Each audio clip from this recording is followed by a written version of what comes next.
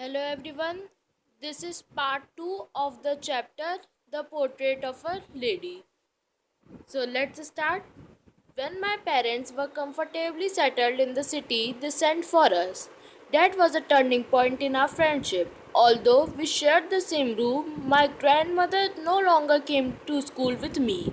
I used to go to an English school in a motor bus. There were no dogs in the streets and she took to feeding sparrows in the courtyard of a city house. तो यानी कि जब मेरे parents comfortably settle हो गए थे city में तो उन्होंने हमें बुलाया और ये एक टर्निंग पॉइंट था इन आवर फ्रेंडशिप। ऑल्दो हम शेयर करा करते थे सेम रूम, मेरी ग्रैंडमदर जो थी ये नो लॉन्गर आती थी स्कूल विथ मी। और ये सिटी की बात की गई है, उनकी सिटी लाइफ की। और मैं जाया करता था टू एन इंग्लिश स्कूल एक मोटर बस में, और वहाँ पर कोई डॉग्स नहीं थे इन द स्ट्रीट्स। और जो ग्रैंड मदर थी ये फीड करती थी स्पैरोज को in the courtyard of a city house. As the years rolled by, we saw less of each other. For some time, for some time, she continued to wake me up and get me ready for school. When I came back, she would ask me what the teacher had taught me. I would tell her English words and little things of Western science and learning, the law of gravity and Archimedes principle, the world being round, etc. This made her unhappy. यानी कि जैसे जैसे years role bye हुए हमने देखा less of each other. और कुछ समय के लिए उन्होंने कंटिन्यू किया टू वेक मी अप, यानी मुझे उठाना और रेडी करना फॉर स्कूल। जब मैं वापस आता था तो वो ग्रैंड मदर मुझसे पूछा करती थी कि टीचर ने क्या पढ़ाया। तो मैं उन्हें बताता था कुछ इंग्लिश वर्ड्स और little things of western science and learning और the law of gravity, Archimedes principle, the world being round etcetera. तो ये उन्हें बनाता था unhappy. She could not help me with my lessons. She did not believe in the things they taught at the English school and was distressed that there was no teaching about God and the scriptures. One day I announced that we were being given music lessons. She was very disturbed. To her, music had immoral associations. It was the monopoly of beggars and not meant for gentlefolk. यानी कि वो मुझे जो grand mother थी वो मुझे help नहीं कर पाती थी मेरे लेसन्स के साथ में, लेसन्स में। और वो बिलीव नहीं करती थी उन चीज़ों में जो टीचर्स पढ़ाती थी एट द इंग्लिश स्कूल। और वो डिस्ट्रेस थी कि वहाँ पर कोई टीचिंग नहीं है अबाउट गॉड एंड स्क्रिप्चर्स, ठीक है। और वन डे मैंने अनाउंस कर दिया कि हमें दिए जा रहे हैं म्यूज़िक लेसन्स, तो वो इस चीज़ से बहुत डिस्टर्ब हो गई। उनके लिए म्यूज़िक के है इमोरल एसोसिएशंस, मतलब उनके हिसाब से जो म्यूज़िक है वो मोनोपोली है ऑफ बेगर्स और ये बनी नहीं है जेंटल फोक के लिए। She said nothing, but her silence meant disapproval. She rarely talked to me after that. यानी कि उन्होंने कहा तो कुछ नहीं, लेकिन उनकी जो साइलेंस थी इसका मतलब था डिसअप्रूवल, और उन्होंने रेयरली ही मुझसे बात करी after that. When I went up to university, I was given a room of my own. The common link of friendship was snapped. My grandmother accepted her seclusion with resignation. She rarely left her spinning wheel to talk to anyone. From sunrise to sunset, she sat by her wheel, spinning and reciting prayers. Only in the afternoon, she relaxed for a while to feed the sparrows. While she sat in the veranda breaking the bread into little bits, hundreds of little birds collected round her, creating a veritable bedlam of chirruping. Some came and perched on her legs, others on her shoulders, some even sat on her head. She smiled but never shooed them away. It used to be the happiest half hour of the day for her.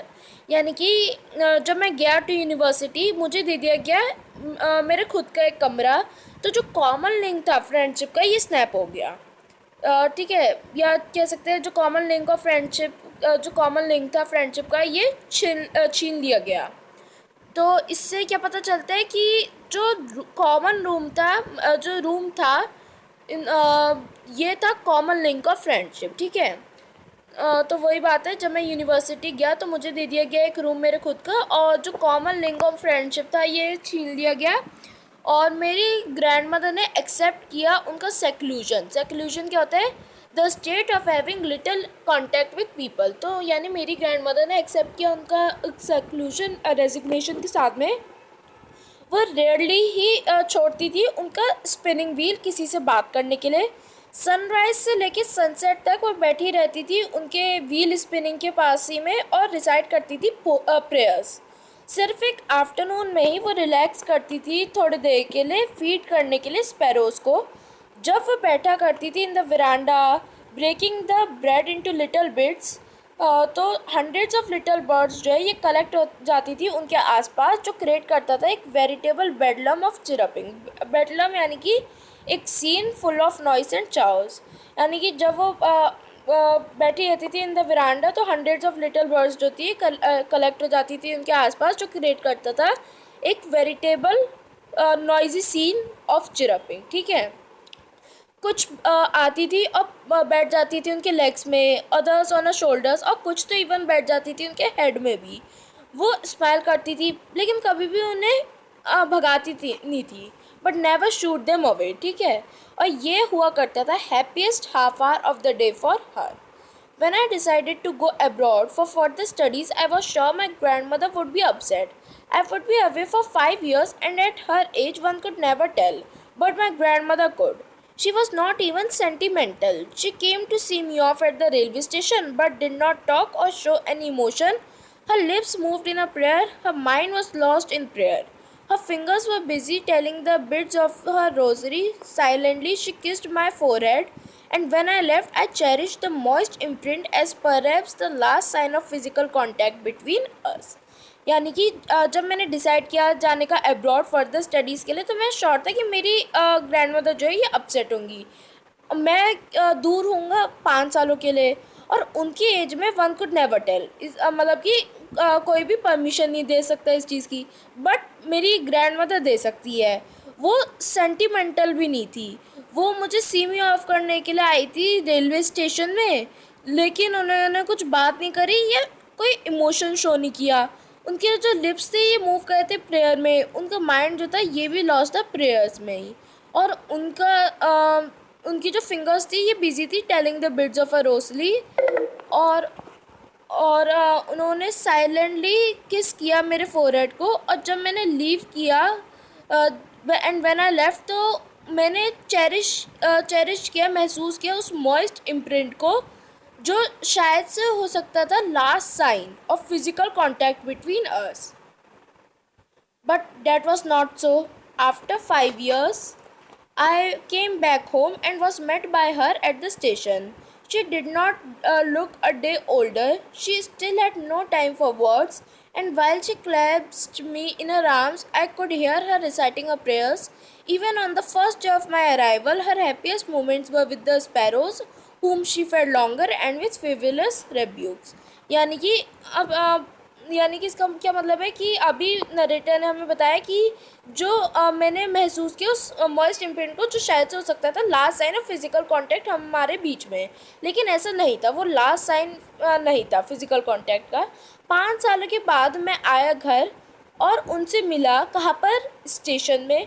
वो एक दिन भी बूढ़ी नहीं दिख रही थी, उनके पास अभी भी कोई टाइम नहीं था वर्ड्स के लिए, और जब उन्होंने मुझे गले लगाया तो मैं सुन सकता था उन्हें रिसाइटिंग हर प्रेयर्स।